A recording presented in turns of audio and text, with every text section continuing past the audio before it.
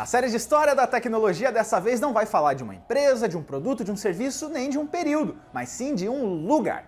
A gente vai contar a história da Zona Franca de Manaus, um espaço industrial que ajudou e muito o Brasil a se tornar um mercado de respeito e que a gente já citou rapidinho em vários vídeos, mas que merece um capítulo especial. Você vai conhecer o que é, por que nasceu, os pontos positivos e negativos e se vale a pena manter um lugar como esse até hoje. Primeiro, a gente precisa explicar o que é uma zona franca. O zona é porque ele é um espaço delimitado de terra. Já o adjetivo franco não tem nada a ver com ser honesto. Significa independente no sentido econômico, de livre do pagamento normal de taxas ou impostos. A Zona Franca de Manaus é um espaço de estímulo de fabricação e comercialização na região. A ideia é atrair empresas nacionais e estrangeiras para se instalarem lá, fabricar produtos e aumentar a produção industrial do Brasil, em troca, removendo impostos e garantindo outros benefícios para as marcas. Setores de informática, transporte e eletroeletrônicos são os mais fortes por lá e, na verdade, a Zona Franca tem três vertentes: os polos agropecuário, comercial e industrial. E apesar do nome, ela vai muito além da capital do Amazonas. O território original é de 10.000 km² e só incluía originalmente Manaus e os seus arredores. Mas ao longo dos anos expandiu os benefícios para os estados do Acre, Rondônia e Roraima, que são a chamada Amazônia Ocidental, além das cidades de Macapá e Santana, no Amapá. Isso dá cerca de 8,5 milhões de quilômetros quadrados. Lá em 1865, o político e jornalista Tavares Bastos dizia que Manaus seria o empório dos países amazônicos, com um Porto Franco. Mas ele demorou para ser ouvido, viu? Nossa primeira parada é no começo dos anos 50, quando o Amazonas estava desvalorizado.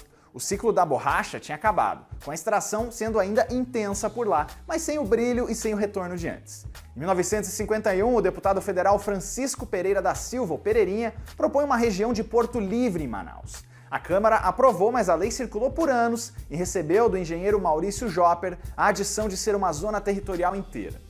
No meio disso, em 53, o presidente Getúlio Vargas cria um órgão para comandar essa mudança, a Superintendência de Valorização Econômica da Amazônia, ou SPVEA, mas ela não mudaria nada sozinha. Finalmente, em 6 de junho de 1957, a lei que cria a Zona Franca de Manaus é sancionada pelo presidente Juscelino Kubitschek para um espaço portuário de armazenamento ou depósito e retirada de mercadorias, com armazéns, cais flutuantes, tudo na margem do Rio Negro. Só que isso não passava de um armazém, que era alugado pela empresa estrangeira que administrava o Porto de Manaus. Demorou 10 anos para virar o que a gente conhece hoje.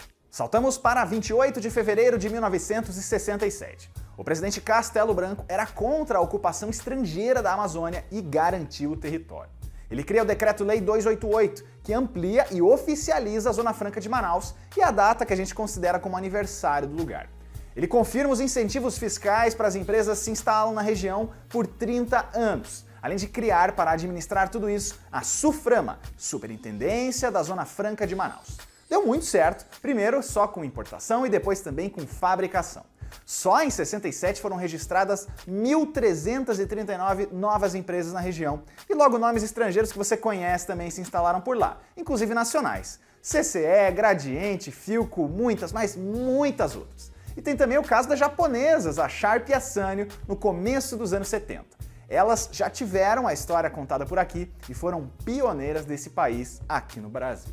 De 75 para frente, a ação é expandida com áreas de livre comércio. Quem vivia por lá nessa época conta que algumas regiões de Manaus era uma loucura, era um paraíso do consumo. Tinha fila em loja para comprar novidades tipo videocassete, aeroporto, hotéis lotados e vários produtos e aparelhos de marcas que não chegavam aos outros estados tão facilmente. Em 76 teve que ser instituída uma cota de bagagem e aí a poeira do comércio começou a baixar. Nos anos 80 vira obrigatório o selo produzido na Zona Franca de Manaus para os produtos que eram fabricados lá. Em 86 o governo vê que a ideia deu certo e expande os incentivos pela primeira vez até 2007. Em 88, o prazo é prorrogado de novo, agora para 2013. Falando em anos 80, eu sei que o tema é polêmico, a gente não vai discutir aqui a parte política, fica calmo, mas da parte de tecnologia a gente tem que falar da época da ditadura militar. Durante esse período existia a ideia de que tecnologias daqui deveriam ser priorizadas em vez de marcas estrangeiras, assim como garantir o território nacional, que foi o que o presidente Castelo Branco fez oficializando a Zona Franca. Isso era sentido na prática anos antes, mas só virou lei mesmo no último presidente militar, o João Batista Figueiredo, em 29 de outubro de 1984. A Política Nacional de Informática privilegiava fabricantes de capital nacional, que podiam produzir e vender produtos de informática, o que incluiu também os primeiros videogames que chegaram aqui. Por um lado, ela ajudou a especializar a indústria brasileira, mas por outro deixou a gente meio atrasado em relação aos lançamentos e às tecnologias. Já a partir de 1991, no governo Fernando Collor, acaba a reserva de mercado, vem a abertura econômica, que inclui o fim da lei de informática. A nova política industrial e do comércio exterior reduz o imposto de produção e tira a exclusividade de importação, acabando com aquele boom do polo comercial da Zona Franca que precisava se reinventar. Pelo menos nesse ano vira obrigatório destinar 5% do faturamento das empresas em pesquisa e desenvolvimento, um ótimo recurso para inovação. Mas o momento ainda era bom e marcas como a Playtronic, que era representante da Nintendo no Brasil e fabricava os consoles dela no país, ainda estavam muito animadas. Saltando para 2002 é criado o CBA, ou Centro de Biotecnologia da Amazônia, que deveria transformar a região e aumentar as pesquisas na área. Só que ele acabou meio negligenciado e é fonte de várias críticas atualmente. Laboratórios e pesquisas científicas estão praticamente parados no Centro de Biotecnologia da Amazônia, criado há quase 10 anos em Manaus para transformar a riqueza da biodiversidade da região em produtos como cosméticos e fitoterápicos.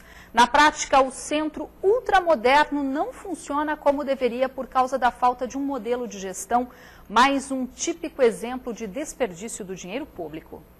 Dando outro salto, agora para agosto de 2014, os benefícios da Zona Franca são prorrogados até 2073. E esse foi o melhor ano do polo industrial, com faturamento de 87,2 bilhões de reais e 122 mil postos de trabalho ocupados, muito pela empolgação com a Copa do Mundo. Mas a partir de 2015 o negócio desandou, com a crise econômica e a queda na demanda. Foram 40 mil demissões e queda na produção de 30% só no polo industrial, sem contar a saída de várias marcas. E a gente ainda está nessa fase de crise em 2018, com muitas ideias para expandir e integrar a Zona Franca, só que governo e economia precisam colaborar. A indústria de bebidas, por exemplo, perdeu incentivos fiscais por um decreto do presidente Michel Temer, viu o faturamento despencar e avisou que esse e outros setores podem ter problemas. Mas afinal, a Zona Franca de Manaus é algo bom ou ruim? Olha, ela tem os seus pontos positivos e negativos e a gente vai tratar deles agora. Mas no geral, manter um lugar como esse é sim benéfico para o país. Na parte negativa, atualmente vemos muitas reclamações sobre o sucateamento da Zona Franca de Manaus. Várias empresas saíram da região ou até do Brasil por não verem mais vantagens na questão dos incentivos fiscais. E isso prejudicou bastante a própria região, já que gerou muito desemprego e também algumas fábricas que foram abandonadas. Hoje, a Zona Franca enfrenta ainda concorrências muito maiores do que de antes, inclusive de regiões que ficam em outros estados do país. Além disso, tem muito produto chegando da China e alguns deles já estão prontos ou só para colocar o selo em uma malandragem que é feita só para receber as isenções. Tem ainda a dificuldade de levar os produtos produzidos de lá para as outras regiões ou até mesmo para fora do Brasil. Além disso, o Amazonas virou meio dependente da Zona Franca e quando ela vai mal, o estado vai mal. Isso não é ruim, essa dependência, mas não ter muitas alternativas para isso, aí sim é perigoso. Tem gente ainda que critica a renúncia fiscal, mas como isso é revertido na economia, daí não tem nada a ver. Mas são muitos os pontos positivos. Ela é a base econômica da região e um dos mais modernos polos industriais da América Latina. Ela permitiu ainda que várias empresas estrangeiras iniciassem operações no Brasil, fortaleceu a indústria nacional e diminuiu a dependência que a gente tinha lá de fora. A gente virou referência em mercados como o de duas rodas, eletroeletrônicos, informática e refrigerantes. Com isso, também gerou muitos empregos e estimulou o turismo, sem contar o papel ambiental na preservação da floresta amazônica e no desenvolvimento das comunidades próximas. É um excelente projeto, essencial para o Amazonas e para a indústria nacional. Mas precisa se reinventar, se revitalizar, pensar em infraestrutura junto com o governo federal e mesmo que não volte para aquela época de ouro em termos econômicos, continue contribuindo para o país.